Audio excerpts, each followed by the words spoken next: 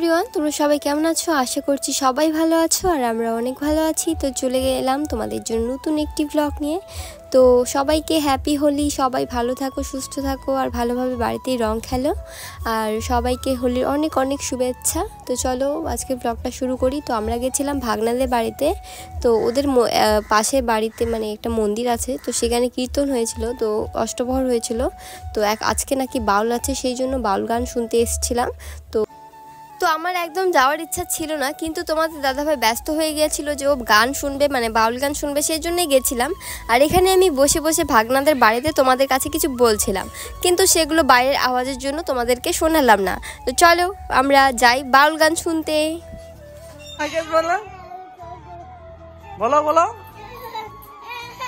বলো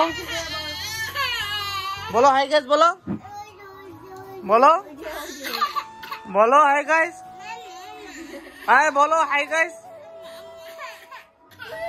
বলো hi guys, বলো।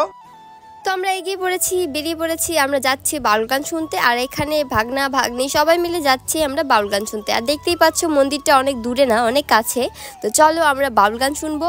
আর আমার ছেলে একটু দুষ্টুমি করছিল, তখন কান্না করছিল না, ও ঢং করেই জাস্ট বলছিল যে না না ও হাই বলবে না, কিন্তু ওর বাবা জোর করে হাই বলাচ্ছিল।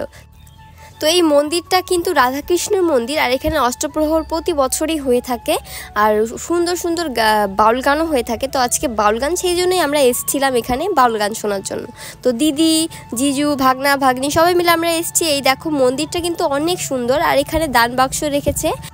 এই মন্দিরটা কিন্তু একটু ভেতরে, মানে বর্ডার সাইড। তো এই জায়গাটা কিন্তু বর্ডার সাইড, মানে আমরা তো এসেছিলাম চালহাটিতে, তো চালহাটি কিন্তু বর্ডার সাইড। তো এখানে মানে মন্দিরটা একদম নিরিবিলি এলাকায় খুব সুন্দরভাবে আছে। তো এখানে তোমাদের দাদাভাই কিছু দান করলো, মানে যা হয় আর কি, 10-5 টাকা, যাদের যেরকম সামর্থ্য সেইভাবেই তোমরা দান করতে পারো।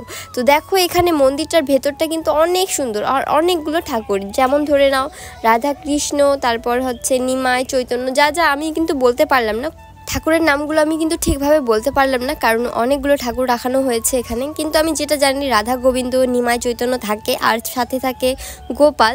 তো যেগুলো আছে সেগুলো আমি বলতে পারলাম না। আর এখানে দেখো ভাগ্নি আর আমি একটু হাই বলে দিচ্ছিলাম, তোমাদেরকে সুন্দরভাবে হাই বলে দিচ্ছিলাম। তো এখানে বাউল গান শোনার আমার একদম ইন্টারেস্ট নেই, বলতে গেলে আমার একদম ইচ্ছা ছিল না যে আমি বাউল গান শুনতে যাব, কিন্তু তবুও গেলাম। তোমাদের দাদাভাই খুব ইন্টারেস্ট ছিল যে ও বাউল গান শুনবে, সেই জন্য গেছিলাম।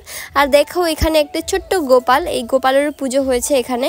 তো এই যে বুনুটা আছে, ওদের বাড়ির এই গোপালটা ও নিয়ে যাচ্ছিল, তো ভাবলাম একটু ছবি তুলে নিই। আমারও খুব ইচ্ছা আছে যে এরকম একটা বড় গোপাল আমাদের বাড়িতেও আনবো আমি।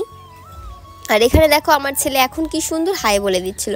তখন ও বিরক্ত হয়ে যাচ্ছিল, কারণ তখন ওকে ওর বাবা জোর করে বলতেছিল যে হাই বলো হাই বলো, সেই জন্য ও তখন বিরক্ত হয়ে যাচ্ছিল। দেখো এখানে আমি তোমাদেরকে দেখিয়ে দিচ্ছিলাম যে চলো বাউল গান শুনি।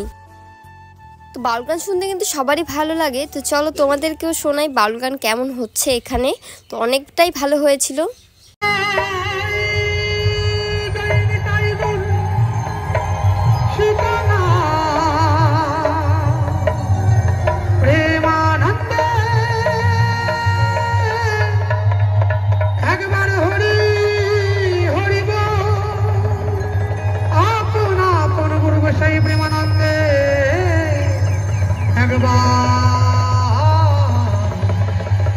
হরি হরি বল জয় রাম।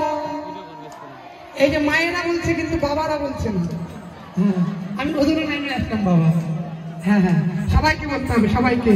এখন যদি করো চালাকি, পরে বুঝবা তার জ্বালাকি। কৃষ্ণ নাম শুনলে পারে আমার রয় না ঘরে। ব্লগটা কিন্তু আমি তার পরের দিনও কন্টিনিউ করেছিলাম। যখন আমরা বাড়ি আসছিলাম, আমার মনে ছিল না সকালবেলা কোনো ব্লগ নেইনি, কারণ তখন খুব প্রচণ্ড পরিমাণে বৃষ্টি পড়ছিল, দেখতে পাচ্ছ চারপাশে কাদা হয়ে আছে। তো সেই জন্য সকালবেলা কোনো ব্লগ নেওয়া হয়নি। আর এখন আমরা বাড়ি যাব, সেই জন্য একটু ব্লগ নিলাম। তো হয়েছেটা কি, মানে অনেক রাতে আমরা বাড়ি এসেছিলাম, অনেক রাতে বলতে 10টার দিকে বাড়ি এসেছিলাম, কিন্তু বাড়িতে এসে রান্নাবান্না করতে করতে, খাওয়া দাওয়া করতে করতে 1টা বেজে গেছিলো। তো তখন আর কোনো ব্লগ নেওয়া হয়নি। তো সকালবেলাও কোনো ব্লগ নেওয়া হয়নি, তো একদম বিকেলবেলা ব্লগ নিয়েছিলাম। বিকেলবেলা তখন বৃষ্টি কম ছিল, সেই জন্য একটু মানে বাড়ি যাওয়ার পথে আমরা একটু ব্লগ নিয়েছিলাম। তো এখানে ওরা দুষ্টুমি করছিল, দেখো তো সারাদিন এমনভাবে বৃষ্টি পড়ছিল, মানে বৃষ্টি পড়ে যাচ্ছিল কন্টিনিউ, ঘর থেকে একদম তো বেরোইনি আমরা। আর এখানে আমি বাড়ি যাব বলে রেডি হয়েছি, তিয়ানকে এখনও রেডি করিয়ে দেইনি, তো ওকে রেডি করে দিয়ে আমরা বাড়ি যাব। তো আমরা এখন বাড়ি যাব, মানে সারাদিন তো বৃষ্টি পড়ছিল, ঘর থেকে একদম বেরোনো হয় নাই। তো এখন একটু বৃষ্টিটা কমলো, বাড়ি যেতে হবে, কারণ বাড়ি তো যেতেই হবে এমনি। তো চলো বন্ধুরা, সবাইকে হ্যাপি হোলির অনেক অনেক শুভেচ্ছা সবাইকে থাকলো। আর সবাই সুস্থ থাকো, ভালোভাবে হোলি খেলো। তো আজকের ব্লগটা আমরা এখানেই শেষ করছি। ব্লগটা কেমন লাগলো অবশ্যই জানাবে, যদি ভালো লেগে থাকে তো লাইক কমেন্ট আর শেয়ার করে দেবে। তো দেখা হবে নেক্সট ব্লগে। আজকে টাটা, বাই বাই।